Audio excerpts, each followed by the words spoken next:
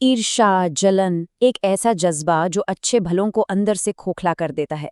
आज के इस विश्लेषण में हम एक बेहद ही खौफनाक और दिलचस्प कहानी की गहराइयों में उतरने वाले हैं। ये सिर्फ कोई आम डरावनी कहानी नहीं है, बल्कि इंसानी दिमाग, हमारी असुरक्षाओं और उस तथाकथित काले जादू के मनोविज्ञान की एक डीप स्टडी है। हम देखेंगे कि कैसे एक बेहद कामयाब इंसान की अपनी ही जलन आखिरकार उसी की बर्बादी का सबसे बड़ा कारण बन जाती है। तो चलिए इस रहस्यमयी सफर की शुरुआत करते हैं। जरा इस सीन की कल्पना कीजिए। रात के ठीक 2:47 हो रहे हैं। शहर की सबसे ऊंची इमारत की 27वीं मंजिल पर एक बेहद अमीर और कामयाब बिजनेसमैन अपने आलीशान ऑफिस में बिल्कुल अकेला बैठा है। बाहर शहर की चकाचौंध भरी रोशनी है, लेकिन उस कमरे के अंदर वहां एक अजीब सा खौफनाक अंधेरा पसरा है। उसकी टेबल पर एक छोटा सा मिट्टी का पुतला रखा है, जिसकी आंखों पर एक काला रिबन बंधा है और सीने में 3 सुइयां गहराई तक चुभी हुई हैं। सच मानिए, ये कोई आम नजारा नहीं है, बल्कि एक बहुत ही भयानक बर्बादी का अलार्म है। तो मिलिए अनिल मल्होत्रा से। बाहरी दुनिया की नज़र में इस इंसान के पास वो सब कुछ है जिसके लोग सपने देखते हैं। बेहिसाब पैसा, तेजी से आसमान छूती वीएम इंडस्ट्रीज, महंगी गाड़ियां और एक बेहद आलीशान लाइफस्टाइल। लेकिन इस चमकदार मुखौटे के पीछे की सच्चाई एकदम अलग है। अंदर से अनिल एक बहुत ही गहरी असुरक्षा, भयंकर ईर्ष्या और पैरानोया यानी शक की बीमारी का शिकार हो चुका है। और ये सारी जलन किसके लिए है? उसके सबसे बड़े बिजनेस राइवल नमन अग्रवाल के लिए। तो आखिर ये सब शुरू कहाँ से हुआ? चलिए उस मोड़ पर चलते हैं जहाँ से इस तबाही का बीज बोया गया था। होता यह है कि नमन अग्रवाल को अचानक एक के बाद एक बैक टू बैक 3 बड़े बिजनेस कॉन्ट्रैक्ट मिल जाते हैं। अब अनिल, जो कि वैसे तो एक बहुत ही लॉजिकल और प्रैक्टिकल बिजनेसमैन है, वो शुरुआत में सोचता है कि पक्का उसकी कंपनी के अंदर ही कोई गद्दार है। लेकिन जैसे जैसे उसे लगातार हार का सामना करना पड़ता है, उसका सारा लॉजिक, उसकी सारी समझदारी खिड़की से बाहर कूद जाती है। वो खुद को ये पूरी तरह से यकीन दिला देता है कि नमन ने उस पर नजर लगा दी है। ये इंसानी दिमाग का एक बहुत ही दिलचस्प मनोवैज्ञानिक बदलाव है, जहां अपनी नाकामी को स्वीकार करने के बजाय एक पढ़ा लिखा इंसान भी अंधविश्वास की तरफ भागने लगता है। और जब इंसान का लॉजिक काम करना बंद कर देता है, तो वो अक्सर ऐसे रास्तों पर निकल पड़ता है जहां से वापसी बहुत मुश्किल होती है। अनिल की हताशा और पागलपन उसे शहर की उस चमचमाती दुनिया से एकदम दूर ले आती है। शहर के बाहर का एक बहुत ही पुराना शमशान घाट, रात का वक्त, चारों तरफ गहरी धुंध, हवा में जली हुई चिताओं की वो अजीब सी गंध और आग के सामने बैठा एक अघोरी बाबा। एक तरफ मॉडर्न कॉर्पोरेट वर्ल्ड और दूसरी तरफ ये प्राचीन खौफनाक शमशान। अनिल का ड्राइवर गणेश उसे इस जगह पर लेकर आता है और ये साफ दिखाता है कि ईर्ष्या एक इंसान को किस हद तक गिरने पर मजबूर कर सकती है। अब ये काले जादू की जो पूरी प्रक्रिया है ना, ये वाकई में रोंगटे खड़े कर देने वाली है। अघोरी बाबा सबसे पहले उस शमशान की एक जलती चिता से राख और मिट्टी उठाते हैं। फिर उस राख से एक छोटा सा पुतला बनाया जाता है और उस पर नमन की तस्वीर लगा दी जाती है।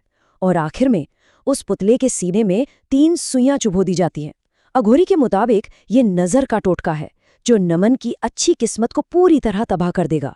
लेकिन सच तो ये है कि ये अनुष्ठान आगे चलकर खुद अनिल के गले का सबसे बड़ा फंदा बनने वाला था। लेकिन इस काले जादू के साथ एक बहुत ही खतरनाक शर्त जुड़ी हुई थी, एक ऐसा नियम जिसे तोड़ना भारी पड़ने वाला था। अघोरी बाबा वो पुतला अनिल के हाथ में रखते हुए एक बहुत ही सख्त चेतावनी देते हैं। वो कहते हैं, अगर तुम्हारे मन में जरा सा भी डर आया तो ये जादू पलट जाएगा। वो समझाते हैं कि ये टोटका शमशान की राख से बना है और ये खुद अनिल को भी डराने की कोशिश करेगा। लेकिन अनिल, वो तो अपने अहंकार में इतना अंधा हो चुका है कि वो हंसते हुए इस शर्त को मान लेता है। मतलब बिना समझे उसने खुद अपने ही हाथों से एक टिक टिक करता हुआ टाइम बॉम्ब सेट कर लिया था। और कमाल की बात देखिए, शुरुआत में ऐसा लगता है कि अघोरी का ये टोटका वाकई अचूक है। किस्मत का पहिया घूम जाता है। नमन के बड़े बड़े प्रोजेक्ट्स अचानक बुरी तरह फेल होने लगते हैं। उसे भारी आर्थिक नुकसान होता है और यहाँ तक कि उसका एक एक्सीडेंट भी हो जाता है। वहीं दूसरी तरफ अनिल की किस्मत जैसे रातों रात आसमान छूने लगती है। नए नए कॉन्ट्रैक्ट्स की बारिश होती है। वो एक नया आलीशान बंगला खरीदता है और उसका बिजनेस तेजी से फैलने लगता है। लेकिन हम सब जानते हैं कि ये सफलता सिर्फ एक छलावा थी, एक भयंकर तूफान से पहले की खामोशी। और फिर वो वक्त भी आ गया जब पासा पलटने वाला था, जब वो काला जादू उसी इंसान पर भारी पड़ने लगा जिसने उसे शुरू किया था। अब यहाँ सबसे बड़ा सवाल ये खड़ा होता है कि क्या अनिल सच में अपने मन को डरने से रोक पाएगा, क्योंकि जैसे जैसे समय बीतता है अनिल के साथ बहुत ही अजीबोगरीब घटनाएं होने लगती हैं।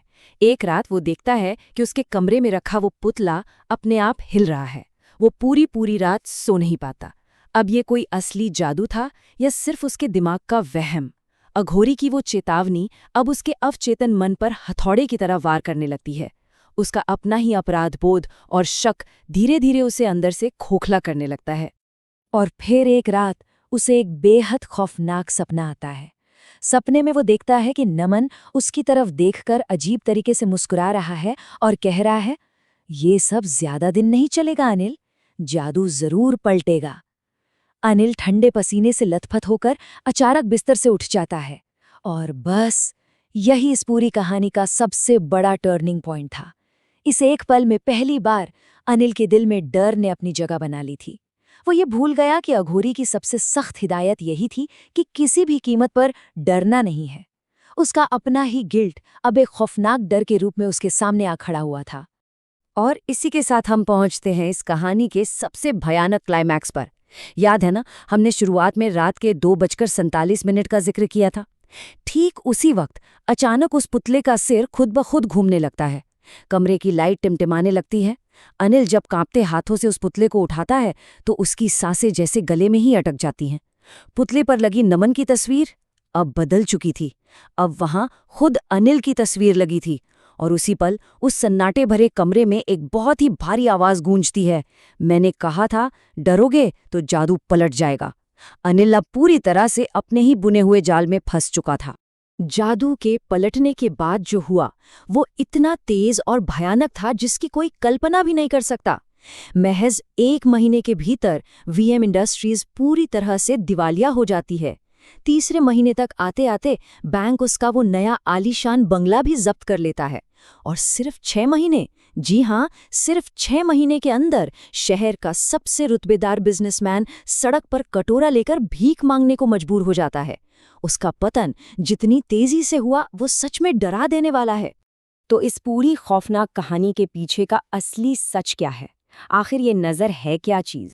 ये कहानी हमें बहुत ही खूबसूरती से ये समझाती है कि नज़र या बुरी नज़र असल में बाहर से आने वाली कोई काली या अलौकिक शक्ति नहीं है, बिल्कुल नहीं, बल्कि ये हमारे ही मन के अंदर पनपने वाली ईर्ष्या, जलन और नफरत की वो आग है जो आखिरकार उसी इंसान को जलाकर राख कर देती है जो इसे पालता है। अनिल की बर्बादी किसी अघोरी के काले जादू से कम और उसके अपने ही दिमाग के शक और पैरानोया से ज्यादा हुई थी। और इस बात का सबसे बड़ा सबूत तब मिलता है जब अनिल सड़क पर बुरी हालत में भीख मांग रहा होता है। तब नमन उसके सामने आता है और एक ऐसी बात कहता है जो सब कुछ साफ कर देती है। वो कहता है, जानते हो अनिल, मैंने तुम्हारा बुरा करने के लिए कभी कुछ नहीं किया, तुम्हें किसी ने बर्बाद नहीं किया, ये सब तुम्हारी अपनी ही नज़र का असर है। नमन के ये शब्द साबित करते हैं कि अनिल हमेशा से एक काल्पनिक दुश्मन से लड़ रहा था। उसकी अपनी ही नेगेटिविटी, उसका अपना ही डर उसकी तबाही का इकलौता कारण था। तो इस पूरे विश्लेषण से हम आखिर में क्या सीखते हैं? जरा सोचिए, क्या होता है जब दूसरों को जलाने के लिए लगाई गई आग उसी इंसान को भस्म कर देती है जिसने उसे लगाया था? अनिल मल्होत्रा की ये कहानी सिर्फ डराने के लिए नहीं है, बल्कि इस बात का एक बहुत ही गहरा रिमाइंडर है कि ईर्ष्या की आग हमेशा उल्टी दिशा में ही जलती है।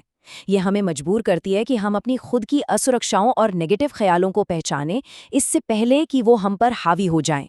तो क्या आपके आसपास भी ऐसी कोई नज़र है जो शायद अंदर ही अंदर पनप रही हो? इस सवाल के साथ हम आज का ये विश्लेषण यहीं खत्म करते हैं। ऐसे ही और दिलचस्प और गहराई से भरे विषयों के लिए जुड़े रहें।